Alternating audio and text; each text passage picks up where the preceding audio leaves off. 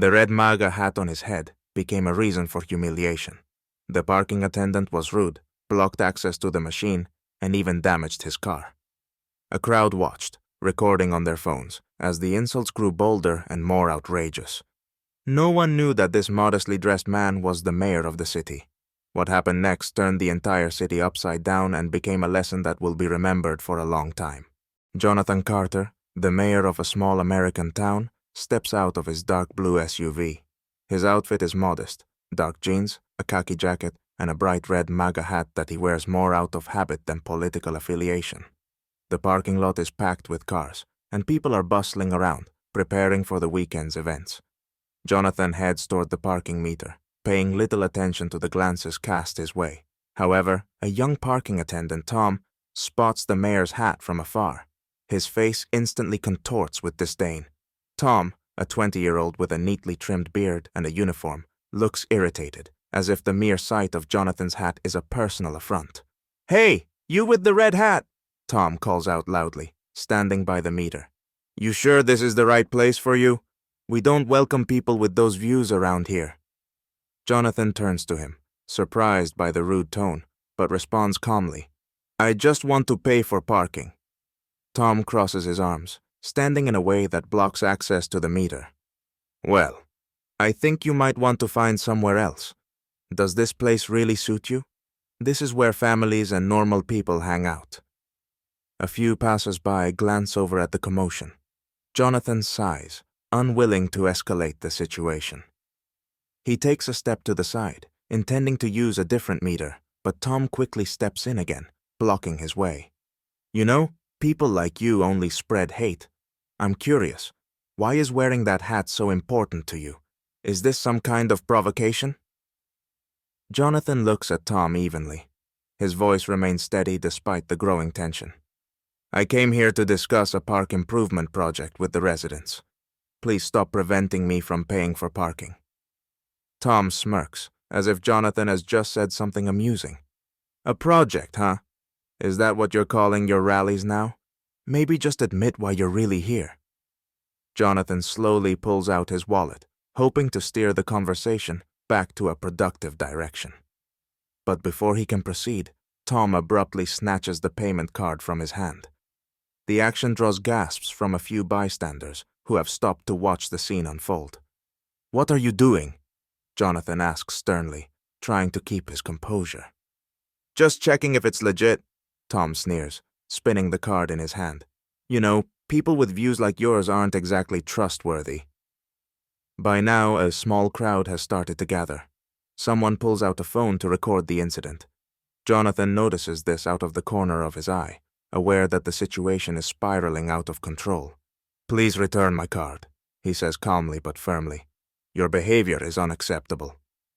Tom tosses the card onto the pavement with a defiant smirk. "If you don't like it, call the police. Let's see what they say." Jonathan silently picks up the card. The crowd murmurs, with some expressing disapproval of Tom's behavior, while others laugh at the situation. A few parents with children leave, not wanting to witness the escalating conflict. Tom's face bears a smug grin as he looks down at Jonathan, completely unaware that his actions may have just jeopardized his own career. The crowd in the parking lot continues to grow. Several people hold up their phones, recording the incident. Noticing the cameras, Tom only grows bolder, hoping to make an impression. "What, are you going to complain now?" he jeers, glaring at Jonathan. "Must be tough living in a world where everyone's against you." Jonathan works to maintain his composure, but his patience is wearing thin. He steps toward the parking meter, determined to pay and leave. But once again, Tom blocks his way. "I told you, you don't belong here," Tom shouts. "Or do you think your views give you the right to do whatever you want?" "My views don't matter here," Jonathan replies firmly. "I just want to pay for parking, like any other citizen." "Any other citizen?" Tom sneers, theatrically glancing at the gathered crowd. "Did you hear that? He thinks he's just like the rest of us. Funny how people wearing those hats always think they're better than everyone else." The crowd begins to murmur. Some side with Jonathan, disgusted by Tom's behavior, while others nod in agreement with the attendant's words. A man from the crowd speaks up loudly. "Hey, let him pay! This is going too far." But Tom ignores him. With a smirk, he pulls out a ticket scanner and walks toward Jonathan's car. "If you won't leave," Tom says mockingly, "I'll take care of it for you. A tow truck is a great way to remind people where they belong." "Don't touch my car," Jonathan warns sternly, stepping toward Tom. "Or what?" Tom snaps back. "You gonna call your buddies? Go ahead and try." Before anyone can stop him, Tom swings the scanner against the side of Jonathan's car, leaving a deep dent. The crowd gasps, and several people immediately start shouting in outrage. "What are you doing?" A woman with a child yells, recording the scene on her phone. Jonathan steps back, his eyes fixed on the damaged car. He looks up at Tom, suppressing his anger. "You just damaged my property. That's against the law," he says evenly, though his voice is taut with tension. "Oh yeah? And what are you going to do about it?" Tom retorts, crossing his arms defiantly. "Complain to the mayor? Good luck with that." Jonathan doesn't respond. Instead, he pulls out his phone and snaps a few photos of the damage and of Tom. The crowd grows louder, with some people shouting their support for Jonathan and others laughing at the absurdity of the situation. Suddenly, someone in the crowd yells, "We're calling the police! This has gone too far!" Tom, clearly not expecting this turn of events, hesitates. His confidence wavers for a moment, but he quickly tries to regain his composure. "Go ahead," he snaps, though his voice trembles slightly. "Let's see what they'll do." Meanwhile, a woman in the crowd is already on the phone with the police, explaining the situation. Tom glances nervously around as more people start filming him. It's becoming clear that he's losing control of the situation, but he tries to stand his ground. Jonathan uses the moment to finally approach the parking meter and calmly pay for his parking. He then returns to his car, watching Tom silently. The sound of police sirens echoes in the distance. The crowd grows more animated, sensing that the situation is about to reach its climax. Tom shifts uneasily, trying to maintain his bravado, but it's clear he's starting to feel the pressure. "You think they'll listen to you?" Tom throws out one last taunt. "People like you always lose." Jonathan looks at him calmly, saying nothing. In the mayor's eyes, there's already a quiet assurance that justice is on its way. A police car screeches to a halt in the parking lot, drawing even more attention. 2 officers step out, their expressions serious. The crowd, the phones, and the loud voices clearly indicate that something significant has occurred. "What's going on here?" asks the senior officer, a tall man with sharp features and Lieutenant Rogers stitched on his uniform.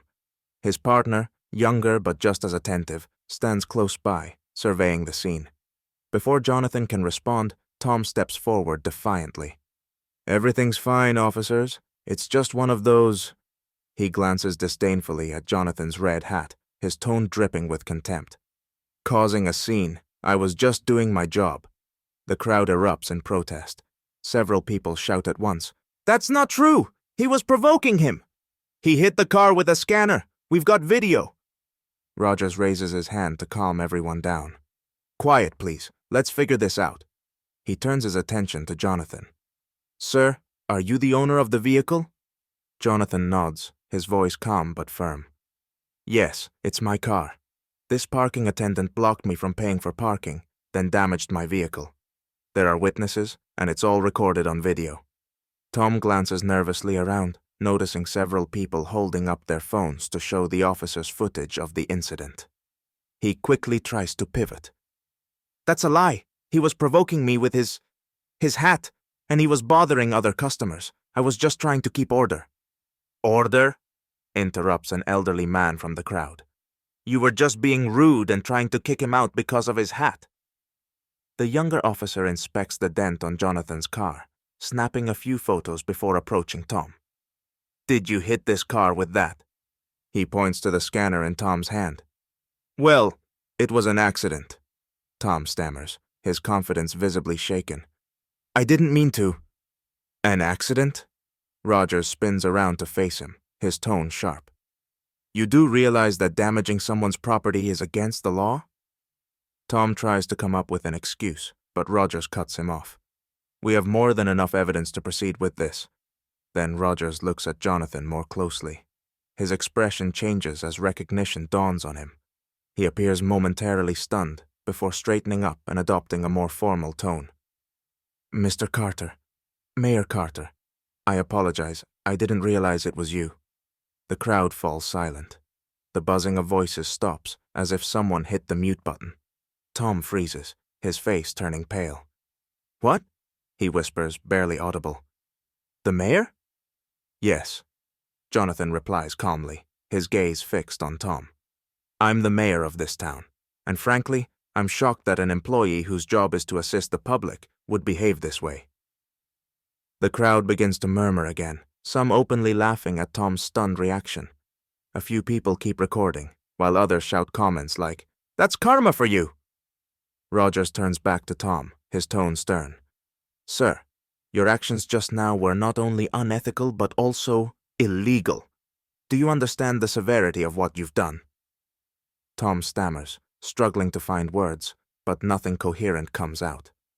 Take him aside, Rogers orders his partner, who escorts Tom toward the police car. We'll file a report. Jonathan steps forward, his voice still firm but devoid of anger. Officers, I'm not asking for harsh punishment. I only want this man to understand the consequences of his actions. I believe he has the capacity to change if he chooses to. The crowd buzzes with approval at the mayor's measured response. Tom, now sitting on the hood of the police car, looks visibly shaken, realizing that his actions were not only filmed, but would soon be known throughout the town. Tom sits on the hood of the police car, his face pale, his hands clenching nervously into fists. The crowd around him murmurs, still discussing what had happened, with people continuing to record videos and shout sarcastic remarks. Now you know who you messed with. Carter always keeps his cool, but this guy's a total embarrassment. Jonathan Carter stands near the officers, observing the situation with an expression of disappointment rather than anger. Lieutenant Rogers finishes speaking with his partner and approaches the mayor. Mayor Carter, I'll file the report and forward the case to the Administrative Violations Department. This man will be held accountable for the damage to your vehicle, Rogers says, his tone respectful. Thank you, Lieutenant, Jonathan replies. But instead of just punishing him, I'd prefer he learns something from this incident. Rogers raises an eyebrow in surprise, but nods. The crowd quiets, listening intently to the mayor. Jonathan turns toward Tom. Tell me, Tom, do you understand what you've done? His voice is steady, but there's a firmness to it. Tom lifts his head, his voice shaking as he speaks. I didn't think it would go this far.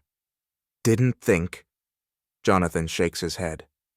You humiliated someone, obstructed a simple task, and then damaged their car. And all because you didn't like my hat. Tom lowers his gaze, but Jonathan continues. Do you understand that your actions weren't just seen by the people here? These videos are already online. Tomorrow, you'll be known by everyone, not as a good employee, but as someone who discriminates against others for their views. Is that what you wanted? The crowd goes silent. Someone shouts, He's getting off easy! Jonathan raises his hand, signaling for quiet. Then he steps closer to Tom, looking him directly in the eye. You have a choice. You can keep making excuses and blaming others, or you can own up to your mistake, learn from it, and become better. Tom says nothing. For several long seconds, no one moves. Finally, he stands up and speaks quietly. I'm sorry. I was wrong. I shouldn't have acted like that. Jonathan studies him for a moment, then nods slightly. An apology is a start, but proving you've truly changed will take more. He turns to the officers. I don't want him fired. Instead, I'd like him to undergo training in tolerance and customer service. And I want him to help with one of our city projects, like improving this park. The crowd is surprised, but respect for the mayor grows in their eyes. Rogers nods, agreeing with the mayor's suggestion. Tom looks confused, but eventually says quietly, I'll do it. Jonathan nods and addresses the crowd. We all make mistakes. What matters is how we handle them. Let's make this town a place where everyone is respected, regardless of their views. The crowd applauds. People begin to disperse, discussing the mayor's words. Jonathan walks back to his car, inspecting the damage. One of the officers promises to follow up with him regarding repairs. Before driving off, Jonathan looks back at Tom once more. Remember, respect for others begins with respecting yourself. As the mayor drives away, Tom remains by the police car. The crowd has thinned, but there's a flicker of realization in his eyes. He knows this moment could be a turning point in his life, if he's willing to change.